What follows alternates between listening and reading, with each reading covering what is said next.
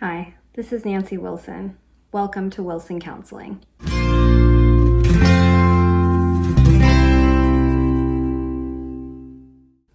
Today we're going to be talking about self-compassion. When clients come in and they're feeling really down on themselves and really critical and are struggling with their self-esteem, one of the things that I've noticed that they have in common is that they lack compassion or kindness towards themselves. So an important skill is learning how to be more compassionate or learning to have self-compassion. And we're going to talk about a quick exercise you can do today that can help you be more compassionate. It'll help if you take out a piece of paper and something to write with. This is a writing exercise. Once you have that, I want you to think about a time when a close friend was really struggling, when they were having a hard time, really down on themselves, and they spoke to you about it. How did you respond to that friend? Were you kind? Were you impatient?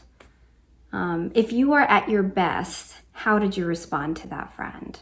What did you typically do? What did you say? What was the tone of voice that you responded to your friends when you were in a really good place and you responded well to them? What were you like?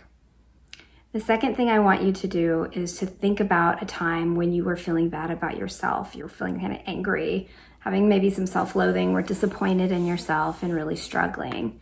How did you respond to yourself in those situations? What did you say in your own mind about yourself? I want you to write that down too.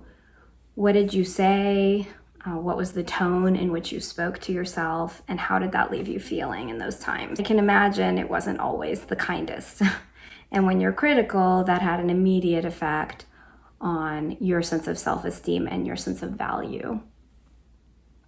Did you notice a difference between how you treated your friend and how you treat yourself when you're struggling? If so, why did you treat yourself poorly when you were able to treat your friends really well? A lot of us have compassion and love that we're able to give to other people, but we really struggle to give that to ourselves when that's what we need the most.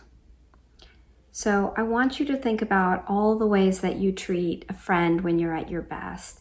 And next time when you're struggling, I want you to try turning that around towards yourself. So next time you make a mistake, you're feeling down on yourself, ask, if my friend was dealing with this same thing and they were struggling and they told me about it, what would I say to them? What advice would I give to them? What kind of care would I have for them? And then I want you to try practicing doing that for yourself. And then notice how that feels. How does it feel when you are loving and compassionate towards yourself? This can really free you up from a lot of the self-criticism and help you boost your self-esteem so that you can feel better. And in feeling better, you have the capacity to grow and change things you may not like about yourself so that you don't feel so stuck. Self-compassion is a very powerful practice. And so I want you to try focusing on that today and seeing if you can't make changes in how you're feeling. The exercise that we practiced today came from Dr. Kristen Neff.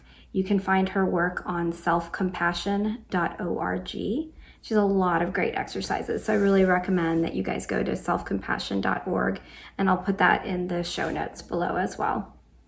I hope this was helpful to you and that we'll see you soon. Have a great day.